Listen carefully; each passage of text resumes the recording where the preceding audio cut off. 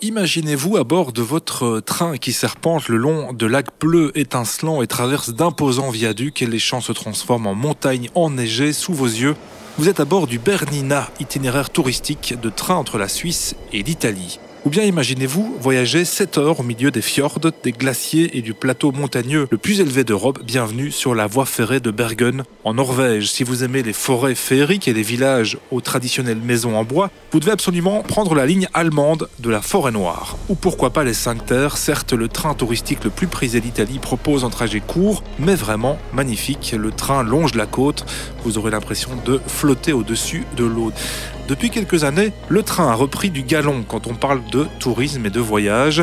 C'est que la question climatique est passée par là avec un réflexe vacances de plus en plus tourné vers le train. Des lignes de nuit entre plusieurs grandes capitales européennes sont en train de rouvrir. De nombreux experts en tourisme se sont reconvertis en tourisme durable. Le slow a désormais la cote quand il s'agit de voyager. Mon nom est Fabrice Lambert, je suis votre accompagnateur pour cet épisode sur le train comme alternative à l'avion pour voyager.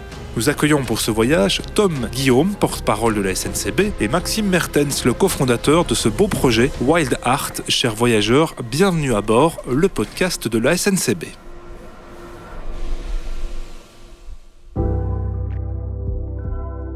Bonjour Tom. Bonjour. Et bonjour Maxime. Bonjour. Merci d'être dans cet épisode pour parler du train comme alternative à l'avion. Est-ce qu'un des voyages de l'introduction vous a particulièrement parlé, Tom, comme porte-parole de la SNCB ? Oui, tout à fait, celui en Norvège, parce que j'ai eu la chance déjà de l'avoir effectué. Et donc je confirme tout ce qui a été dit. C'est un paysage magnifique, c'est vraiment un train qui est exceptionnel et qui permet en fait d'accéder à des endroits qui sont un peu vers lesquels il n'y a pas de route. Donc c'est vraiment une expérience unique et sensationnelle. Qu'est-ce que ça laisse comme impression différente, hein ? On est dans le vif du sujet par rapport à l'avion, par exemple, quand on voyage en Norvège. Mais là, il y a vraiment ce sentiment d'inaccessibilité. On est à travers la forêt, à travers les fjords, donc des paysages vraiment grandioses. Et oui, enfin voilà, le train, on a un peu cet imaginaire presque du passé, on va dire, mais on est vraiment dans une expérience vraiment immersive. En plus, c'est un train qui est un peu vieille école, un peu old school, donc on a presque l'impression d'être tracté par une locomotive. Ouais. Donc il y a quelque chose de très nostalgique dans des paysages vraiment grandioses. Et c'est pas très loin, hein, finalement, de chez nous. L'Europe n'est pas très grande, hein, comme territoire. On peut voyager en train, on va en parler dans ce podcast. Maxime, même question sur l'introduction de cet épisode. Est-ce qu'il y a des choses qui vous ont fait rêver ? J'ai encore jamais pris de Bernina Express. Il est magnifique apparemment. Il y a ces photos où on le voit passer dans des tunnels à flanc de montagne. Ça a l'air vraiment incroyable et en plus c'est vraiment pas très loin. Donc j'aimerais beaucoup prendre ce train. Ouais. Allez, c'est la Suisse et l'Italie. On va voir avec vous dans un instant votre projet Wild Art. Vous proposez, Maxime Mertens, du tourisme ou des activités en tout cas durables, proches de chez nous, des aventures, des expériences à vivre. Et c'est vrai que depuis le passage du Covid, pas mal de Belges se sont tournés vers ce qu'on appelle le slow travel, la proximité. Comment la SNCB se positionne par rapport à ce retour du local ? On constate de façon très positive qu'il y a vraiment un engouement pour les trains internationaux. Nous, de notre côté, on développe aussi cette offre. Au départ de la gare du Midi, pour vous donner un ordre d'idée, il y a plus de 3600 destinations qui sont à moins de 6 heures avec maximum une correspondance. L'ambition en 2032, c'est d'arriver à 8000. Et on remarque que les voyageurs répondent présents. Un dernier chiffre pour la route, en 2024, il y avait eu en Belgique 18 millions de voyageurs internationaux. C'est vraiment une augmentation par rapport aux années précédentes, donc on voit qu'il y a vraiment de la demande et vraiment un succès pour les trains internationaux. L'offre se multiplie, on va entre guillemets de plus en plus loin, avec des villes un peu différentes. Il n'y a pas que les grandes capitales qui sont desservies, mais aussi des villes plus petites pour un autre type de voyage que les city trips par exemple. D'ailleurs, une page existe, une page web, internet, pour découvrir ou redécouvrir la Belgique grâce à la SNCB. Oui, c'est ça, donc c'est la SNCB International qui permet de voir les différentes connexions qui existent depuis la Belgique. Alors ça reprend les trains de la SNCB, mais aussi les connexions avec les autres opérateurs, puisque oui, c'est plus de 3600 destinations, ce n'est pas toujours que la SNCB, il y a parfois des partenariats avec d'autres entreprises de transport pour aller, entre guillemets, toujours plus loin et toujours au plus proche des destinations touristiques.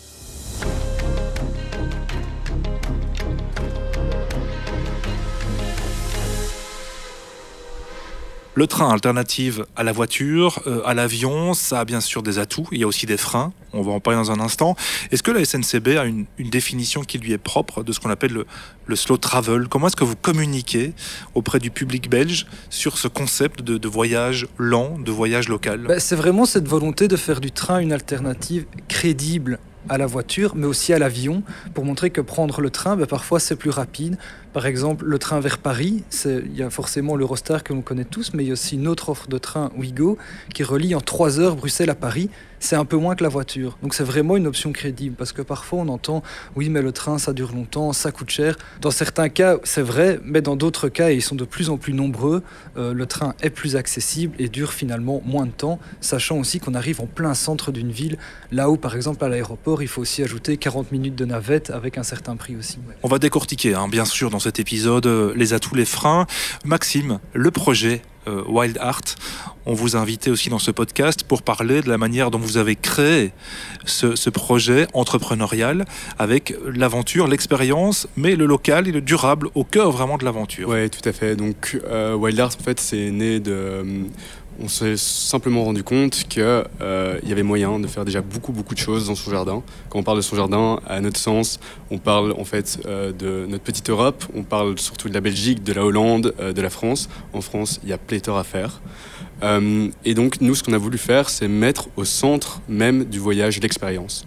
Donc, ce que vous allez faire avec Wild Art, c'est avant tout des aventures outdoor, donc des aventures sportives en extérieur, avec des guides locaux.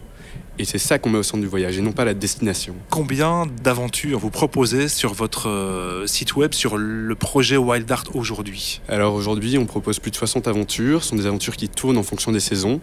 Donc vous avez constamment, pour l'instant, 60 aventures par saison sur la plateforme. Mais alors il faut savoir que ce catalogue digital fait grandir. Chaque semaine, il y a 3 à 4 aventures qui sont ajoutées. On va être concret, si vous le voulez bien. 1, 2, voire 3 expériences classiques ou qui ont du succès que vous proposez au sein de Wild Art. Alors actuellement, c'est principalement tout ce qui est la raquette à neige. Oui. Donc en fait, là, on propose justement de la raquette à neige dans les Vosges, dans un refuge non gardé. Donc on part d'un refuge non gardé. Ça, c'est une expérience qui a énormément de succès. Il y a aussi le ski de randonnée. On fait du ski de randonnée depuis l'hospice du Grand Saint-Bernard, là où vivent encore les moines de l'hospice, en Suisse. Et donc là, même chose, c'est un séjour où on part de cet hospice faire du ski de randonnée sur les sommets aux alentours avec un guide de haute montagne. Ça, ce sont 2 aventures qui, là, cet hiver, ont beaucoup de succès. Et alors, la dernière chose, c'est un peu plus lointain, on le propose en train. On a 2 familles, c'est pas beaucoup, mais j'ai quand même envie de le mentionner pour l'histoire, qui partent en train faire le Kungsleden, c'est-à-dire la voie royale en Suède, en Laponie, du coup en raquette à neige.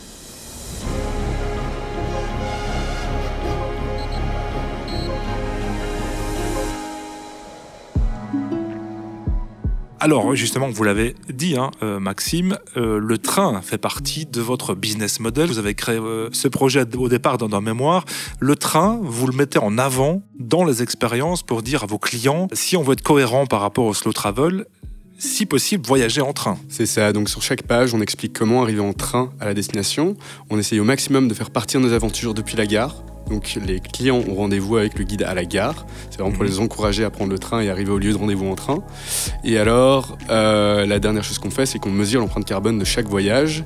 Et donc ça permet aussi à notre clientèle de faire des choix réfléchis et éclairés. Du coup, Maxime, est-ce que vous avez une définition qui vous est propre de ce qu'on appelle le slow travel, le voyage durable, le local aussi? Oui, donc pour nous, en tout cas, la définition claire du slow travel, c'est remettre l'expérience au centre et non pas la destination. Et on le met en opposition à le voyage classique, qui est le voyage de on part au bout du monde pour finalement rien faire de plus que zoner sur une plage. Non, c'est pas ça. Pour nous, le slow travel, c'est aller faire une activité, vivre l'expérience. Et pour ça, pouvoir le faire à 2 pas de chez soi.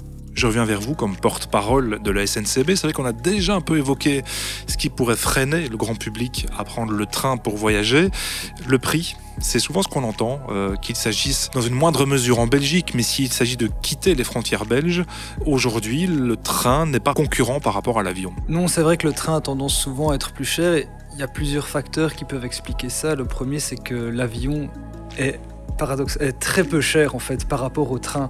Le train, quand on paye le train, il faut se rendre compte de tout ce qu'il y a derrière. Il y a déjà tout ce qui est l'infrastructure qui a été construite à un moment. Il y a des gens qui travaillent pour le train. Le matériel ferroviaire coûte cher. Il y a des gares à entretenir. Donc il y a vraiment beaucoup de choses qui interviennent dans ce prix. Et c'est très pragmatique, mais l'électricité est taxée là où le kérosène ne l'est pas. Il n'y a pas de TVA sur le kérosène. Ce qui peut expliquer que les voyages, le prix du billet d'avion est beaucoup moins cher. Puis quand on parle de voyage en avion peu cher, on est aussi dans un modèle low cost, où les droits des travailleurs ne sont peut-être pas toujours garantis comme on pourrait s'y attendre. On se rend parfois un peu moins compte de ce qu'il y a derrière le modèle de l'avion peu cher, parce que oui, un billet à 19 € pour aller à Budapest ou pour aller à l'autre bout de l'Europe, c'est pas cher, c'est intéressant, mais il faut bien réfléchir à ce qu'il y a derrière. Ça veut dire comme porte-parole qu'il y a un vrai changement de mentalité à opérer au sein effectivement du public belge, de faire des choix responsables quand on voyage, mais ce n'est pas évident quand on a le choix entre un billet de train quasiment 2 ou 3 fois plus cher qu'un avion. Il y a encore beaucoup effectivement de travail pour amener le voyageur à avoir un réflexe tel que vous l'avez décrit il y a quelques secondes. Oui, il y a un travail à mener. On se rend compte que la réflexion, petit à petit, elle arrive, que les voyageurs se posent des questions et surtout de plus en plus font le choix. Après, oui, le train, il faut aussi, oui, encore une fois, imaginer ce qu'il y a derrière et peut-être aussi être prêt à payer le prix, le juste prix en fait du voyage, parce qu'en fait, traverser l'Europe, ça a un coût, c'est normal quand on voyage, quand on fait des kilomètres, qu'à un moment, il faut accepter de débourser, d'ouvrir son portefeuille. Mais oui, il y a encore un travail à mener, une réflexion encore conséquente. Les bonnes nouvelles, c'est qu'au sein de l'Europe, des nouvelles lignes soit s'ouvrent ou se réouvrent, des trains de nuit aussi qui permettent de relier plusieurs capitales. Vous avez cité Ouigo, la nouvelle liaison en quasiment 3 heures entre Bruxelles et Paris. Ces ouvertures de nouvelles liaisons qui relient des grandes villes européennes, c'est important pour développer le slow travel. Oui, certainement, et surtout dans le cadre de ces liaisons internationales, en fait, on voit vraiment que le train peut remplacer les vols qu'on appelle les sauts de puce. Enfin, des destinations en train à moins de 5 heures qu'avant on effectuait en avion. Mais maintenant, il y a vraiment cette volonté de remplacer ça par le train. On a cité la ligne Ouigo, c'est effectivement une ligne plus accessible, ça prend un peu plus de temps que la ligne à grande vitesse, mais ça reste une durée de trajet qui est tout à fait normale, on va dire, pour relier la capitale française. Il y a d'autres lignes, on peut citer une autre ligne entre Bruxelles et Amsterdam. On est vraiment sur quelque chose de très intéressant, d'accessible en termes de prix, mais vraiment qui est concurrentiel avec les autres moyens de transport.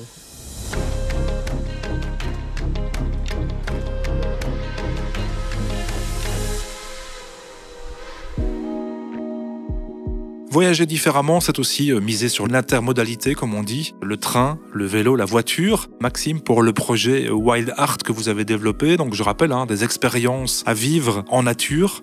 Vous demandez aussi à vos clients, votre public, de se dire, tiens, c'est intéressant de pouvoir jouer l'alternance, l'intermodalité. Alors il y avait un vrai challenge avec Wild Art. Ça veut dire qu'en effet, quand on invite nos clients à prendre le train pour se rendre à une destination, à un endroit où commence l'aventure, déjà, du coup, nous, on a choisi de faire rendez-vous à la gare pour faire le départ de nos expéditions.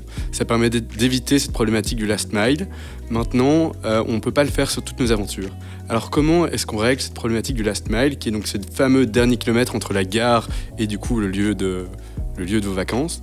Nous, on a trouvé un moyen de le faire. C'est simplement que le guide, qui est un guide local, qui habite sur place, va alors chercher les clients à la gare et les amène au lieu où se passe en fait l'aventure, ou du moins le lieu de départ de l'aventure. Ouais. Quand on lance un projet comme le vôtre, qui est basé sur l'expérience respectueuse de l'environnement, là aussi il y a un gros changement de mentalité. Accompagner vos clients pour se dire, on abandonne des vieux réflexes. Le dernier kilomètre, on peut très bien le faire en covoiturage, on peut très bien essayer de louer des vélos sur place, de le faire à pied, pourquoi pas.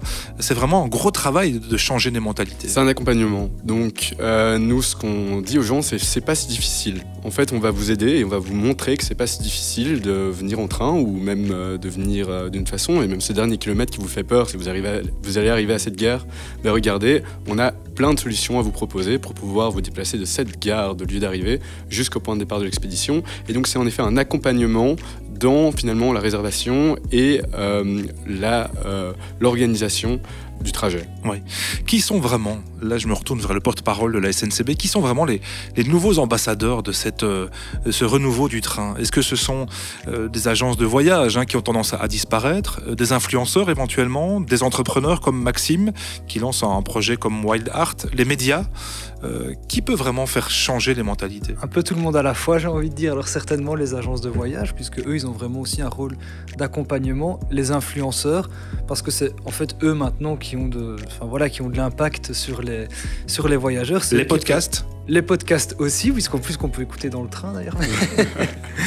mais les influenceurs très certainement, et aussi les agences de voyage spécialisées, on va dire comme celle de Maxime, qui proposent vraiment des voyages qui mettent le train au cœur du projet. Nous, on ne peut que s'en féliciter parce que c'est avec des projets crédibles, ce genre d'initiative, qu'on va convaincre les gens. Puis après, il y aura le bouche à oreille, et donc ça va vraiment permettre une sorte d'effet boule de neige, on va dire, mais ici vertueux.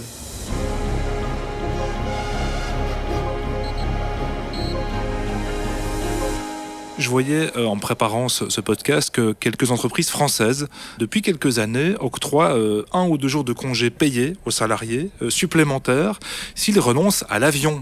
On parlait du prix tout à l'heure, ça pourrait être une manière de contourner le prix. On octroie davantage de congés à ces salariés, à condition qu'ils prennent le train. Comme porte-parole d'une entreprise comme la SNCB, c'est ce genre de créativité au sein de l'entreprise qui peut faire changer les choses? C'est positif, évidemment, parce qu'on a parlé de l'obstacle du prix, mais aussi l'obstacle du temps. Prendre le train, c'est s'inscrire dans le temps long, ça prend souvent plus de temps que l'avion, mais ce type d'initiative permet un peu de le compenser et de montrer qu'il y a un réel investissement des entreprises. Il y a aussi d'autres choses qu'on voit parfois. Certaines entreprises proposent des team building à l'étranger, par exemple le cas de Munich que j'ai entendu récemment.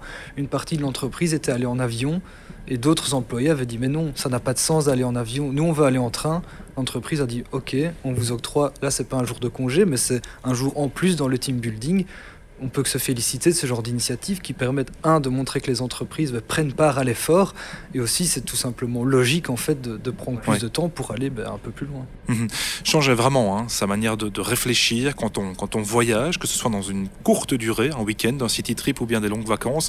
Maxime, vous faites partie des nouveaux entrepreneurs, vous avez lancé votre entreprise après vos études, vous êtes vraiment tout jeune dans l'expérience. Vous sentez qu'autour de vous, les patrons, comme on les appelle, les jeunes entrepreneurs, sont en train de faire bouger les choses aussi quand on voyait l'initiative de PME qui propose des jours de congés supplémentaires si on prend l'avion pour voyager. Vous faites partie, vous pensez, d'une génération d'entrepreneurs qui pensent différemment? On le voit bien, franchement, on le voit bien. Donc nous déjà, à côté du fait qu'on est des jeunes entrepreneurs, on a surtout fait partie de plusieurs incubateurs dans lesquels on s'est retrouvé avec énormément d'entrepreneurs belges, certaines entreprises qui aujourd'hui sont nos entreprises, d'ailleurs des vrais scale-up, qui ont déjà bien grandi. Et on partage tous cette même mentalité, on a tous envie d'entreprendre, mais justement entreprendre de manière responsable. Entreprendre de manière responsable, c'est entreprendre en contrôlant ses externalités négatives. Les contrôler et les diminuer au maximum, parce qu'on peut les compenser autant que vous voulez, ça résoudra rien. Il faut pouvoir les contrôler, les mesurer et les réduire au maximum. On sent que les choses bougent. C'était vraiment aussi le but de ce podcast, c'était de revenir sur le renouveau du train pour voyager. Je vous laisse la parole, Maxime, pour terminer sur d'abord un chapitre sur le futur. Je pense que vous proposez une aventure au sein de votre entreprise qui permet de voyager de gare en gare, je pense, sur 2 ou 3 jours. Alors, on ne propose pas l'aventure en tant que telle. Par contre, on a un partenariat avec une société qui s'appelle Rail Trip Travel, qui, elle, est spécialisée dans le voyage en train, donc totalement, uniquement voyage en train. Et alors, avec eux, nous, on propose des activités sur 10 jours en Laponie. Et donc, les gens peuvent partir avec nos guides, faire des activités en Laponie. Donc, c'est principalement du chien de traîneau ou de la raquette à neige. Et les gens arrivent sur place en train grâce à Rail Trip, notre partenaire, qui organise du coup tout leur voyage en train jusque-là. Très bien. Est-ce que ça peut inspirer la SNCB? Est-ce que on peut se dire aussi que le futur d'une entreprise comme la SNCB passe par ce type de service? Vous le faites déjà avec le site web. Proposez aussi à vos nafteurs quotidiens, à ceux qui prennent le train régulièrement, leur proposer des nouvelles aventures, en tout cas changer l'image de marque de la SNCB. Ça fait partie des projets du futur? Certainement, et c'est vrai que c'est ce qu'on propose déjà sur le site de la SNCB, ou des excursions entre guillemets clés sur porte, où on dit aux voyageurs, voilà, vous descendez dans telle gare, mais de là, vous avez telle possibilité de promenade, par exemple, notamment une promenade à Skeuvre qui me vient en tête. On dit, voilà, à 2 km de la gare, il y a le château qui a inspiré le château de Moulinsart dans Tintin, avec un itinéraire de randonnée, un fichier GPX donc, que les personnes peuvent mettre dans leur GPS. Donc c'est vraiment du clé sur porte, de l'accompagnement, et c'est ça qui va convaincre les voyageurs. Comme quoi, eh bien aussi, la SNCB a pris le tournant en marche de ce retour vers un voyage plus local, plus de proximité. Merci vraiment à tous les deux, Tom et merci Maxime pour cette rencontre. On n'a plus d'excuses. Tous les outils sont présents pour effectivement pouvoir voyager localement, et si on veut effectivement avoir des vacances plus longues, ça existe aussi, une offre de train, revoir aussi sa manière de voyager. Une question pour se quitter, si vous deviez voyager localement en Belgique, puisqu'on a parlé du train comme alternative aussi à la voiture, quelle serait votre destination de choix en Belgique, Tom ou Maxime? Moi j'aime bien la ligne qui va juste entre Liège et Spa. Mais le petit conseil, c'est alors de voyager avec son vélo, parce qu'en fait, au 19e siècle, là-bas, il y avait énormément de trains, beaucoup de rails ont été démantelés, donc il y a énormément de ravels. Donc on traverse plein de petits villages avec le train, et à tout moment, on peut descendre, prendre son vélo, faire un tour sur le ravel, remonter dans le train et aller à la gare suivante. Voilà, Liège, Spa, coup de cœur pour Tom. Maxime? Je vais rester dans la région, moi, du coup. Parce que je vais un peu prêcher pour ma paroisse, mais donc nous, on fait aussi des séjours où on part d'une gare et on revient à une gare, et donc là on a un séjour à vélo de 3 jours qui passe notamment par la Vennbahn, qui est un des fameux anciens chemins de fer où on peut rouler à vélo, et donc en fait on traverse le Haut-de-Fagne à vélo avec un guide local. La gare de départ, c'est où? Du coup c'est Liège là, justement. Et par contre, je ne sais pas où on termine. Je pense qu'il y a bien moyen qu'on termine à Spa, mais je ne suis pas sûr. C'est ça l'aventure, c'est qu'on ne sait pas où ça se termine. Il faut qu'on voit avec le guide, Kenneth. Et donc, Kenneth vous emmène à vélo pendant 3 jours, à moitié sur la Vennbahn, dans les Hauts-de-Fagne, pour aller découvrir sa région à vélo, quoi. Merci vraiment encore une fois à tous les deux. Merci de nous avoir accompagnés pour ce 10e épisode de Bienvenue à bord. N'hésitez pas évidemment à partager ce podcast, à en parler autour de vous, à lui mettre des petites étoiles, à le suivre. On se retrouve tout bientôt pour une nouvelle aventure. D'ici là, bon voyage, où que le rail vous porte. Et n'oubliez pas, vous êtes toujours bienvenus à bord.